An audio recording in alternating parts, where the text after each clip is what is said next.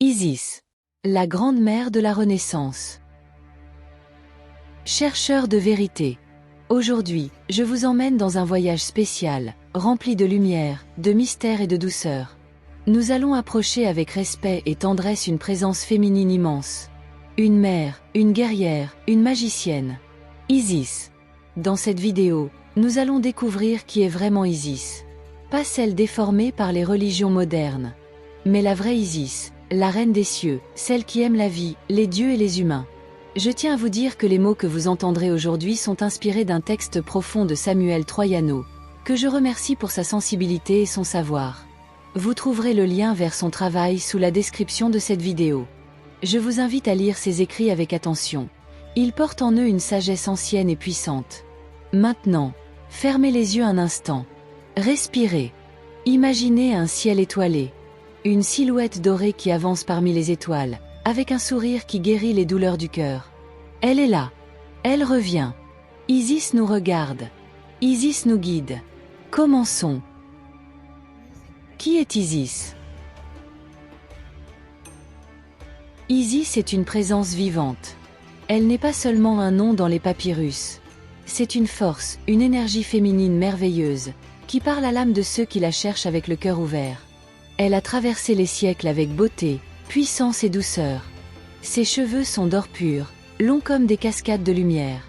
Ses yeux, bleus comme un ciel qui console. Son sourire, guérit les douleurs.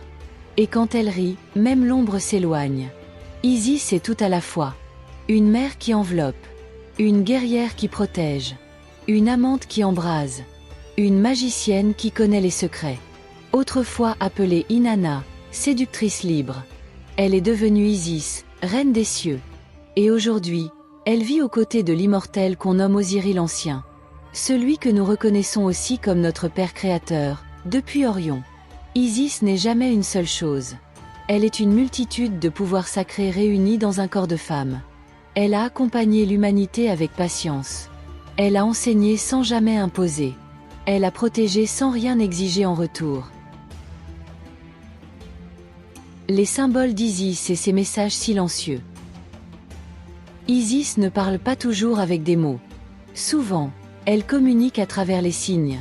À travers ses vêtements, ses couleurs, ses bijoux.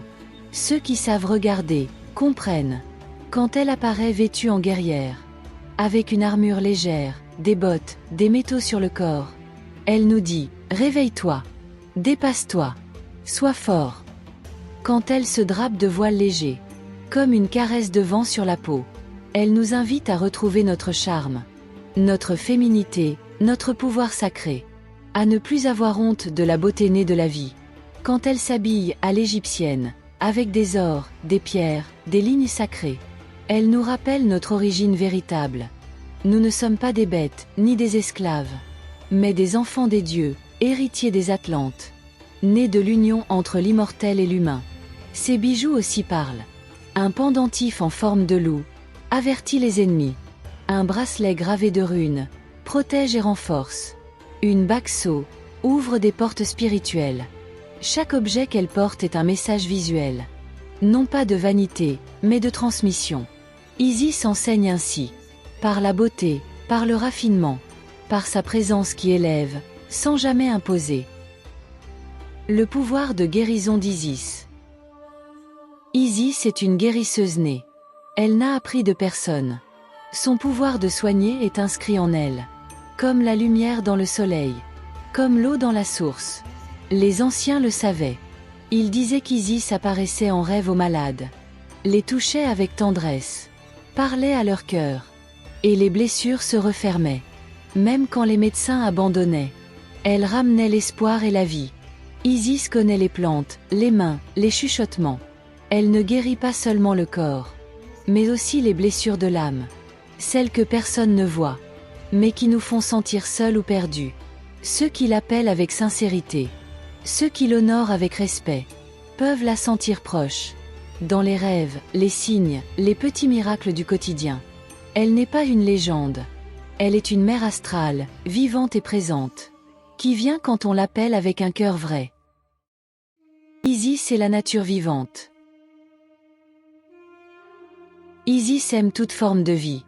Pas seulement les humains, mais chaque être qui respire, qui ressent, qui existe. Elle marche aux côtés des animaux comme s'ils étaient ses frères. La lionne, le tigre, le milan, le taureau, la vache, le cobra. Chacun fait partie de son armée sacrée. Chacun porte en lui une qualité précieuse. Isis ne domine pas la nature. Elle la protège, l'honore, l'écoute. Elle sait que chaque arbre, chaque vent, chaque pierre a une âme. Et dans cette âme, vit encore la mémoire des dieux. Elle nous invite à nous reconnecter. À regarder le ciel avec des yeux neufs. À toucher la terre avec respect. À parler aux animaux non pas en maîtres, mais en amis. Celui qui aime Isis ne peut pas détruire la vie. Car Isis est la vie qui fleurit. Le sang chaud qui coule dans les veines de la terre. Isis et les étoiles. Isis n'appartient pas seulement à la terre. Son regard vient de bien plus loin. Des étoiles. Depuis toujours, elle est liée à l'étoile Sirius. Celle qui s'élève avec la lumière de l'été. Celle que les anciens appelaient le cœur du ciel. Je suis celle qui se lève dans la constellation du chien. Disait la déesse dans les textes sacrés. Sirius était son signal.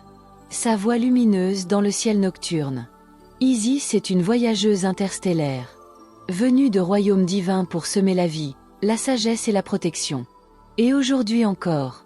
Elle observe la terre depuis la ceinture d'Orion. Aux côtés de celui que nous appelons Osiris l'Ancien. Son culte s'est étendu partout. Du Proche-Orient à l'Égypte. De l'Italie à l'Écosse. Et à Paris qui autrefois se nommait Barque d'Isis. Sa présence est gravée dans les racines mêmes de la ville. Ce n'est pas un mythe oublié. C'est une mémoire vivante. Isis n'a jamais quitté ni le ciel, ni la terre. Elle nous guide à travers la lumière des étoiles. Pour nous aider à nous souvenir de qui nous sommes vraiment. Marie n'est pas Isis. On nous a dit que Marie, avec un enfant dans les bras, est la mère la plus sacrée du monde. Mais cette image est un vieux plagiat, copié des temples d'Égypte. Bien avant l'histoire chrétienne. Isis apparaissait déjà avec Horus sur ses genoux. Son fils sacré, né de l'amour, de la force et de la magie. Il n'y avait ni croix, ni soumission. Mais la grandeur d'une mère vivante et souveraine. Isis n'a jamais enfanté dans la soumission. Elle ne s'est jamais agenouillée. Elle n'a jamais accepté de pleurer au pied d'un bois cloué. Elle se bat. Elle guérit.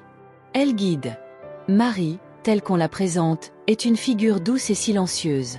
Sans pouvoir, sans force, sans voix. Mais Isis. Isis est reine des cieux. Mère de l'humanité. Guerrière immortelle. Grande magicienne.